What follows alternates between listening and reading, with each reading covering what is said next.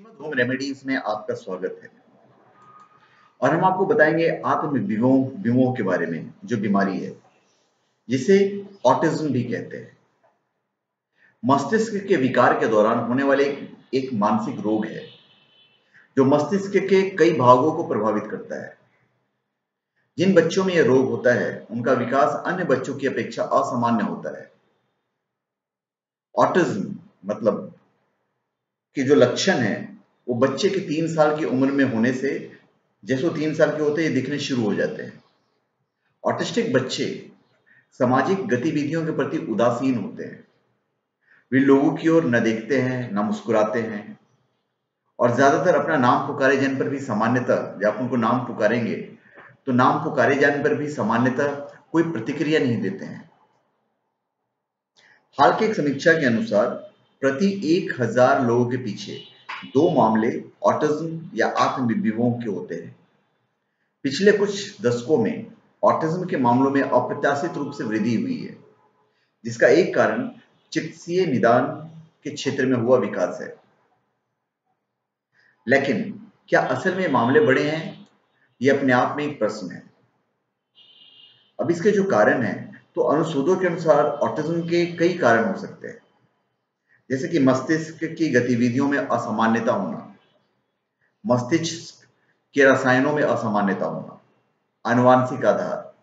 परिणाम बताते हैं कि कम अंतराल पर हुई गर्भावस्थाओं से जन्म लेने वाले बच्चों में ऑटिज्म विकसित होने का जो खतरा रहता है वो सबसे ज्यादा होता है।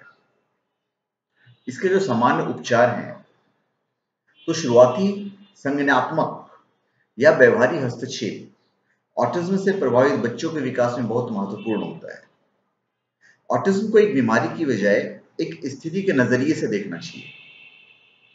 ऑटिस्टिक बच्चों के साथ जो व्यवहार है बड़ा डिफरेंट, उनके साथ डिफरेंट व्यवहार करना है आपको।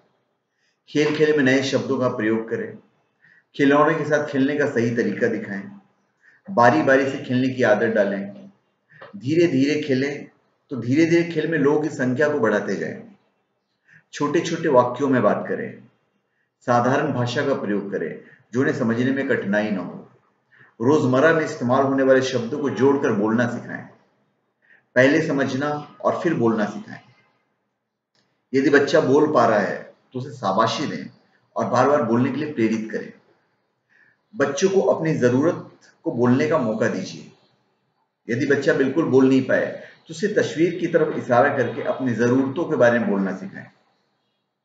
बच्चे को घर के अलावा अन्य लोगों से नियमित रूप से मिलने का मौका दीजिए।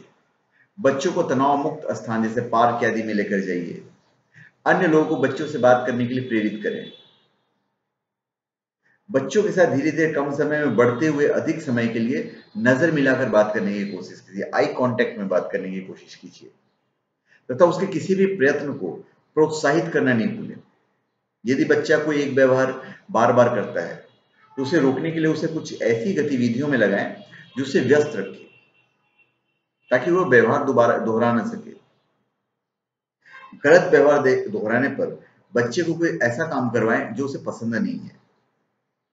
यदि बच्चा कुछ देर तक गलत व्यवहार न करे तो उसे तुरंत प्रोत्साहित करें। प्रोत्साहन के लिए रंग बिरंगी, चमकीली और ध्यान खींचने वाली चीजों का इस्तेमाल करें। बच्चे को अपनी शक्ति का इस्तेमाल करने के लिए सही मार्ग दिखाएं, जैसे कि उसे तेज व्यायाम, दौड़ तथा बाहरी खेलों में लगाएं। यदि परेशानी अधिक हो तो मनोचिकित्सक के द्वारा दी गई दवा का उपयोग भी किया जा सकता है। तो धन्यवाद। आप हमारे चैनल को सब्सक्राइब करें और अपने कमेंट दीजिए। धन्यवाद।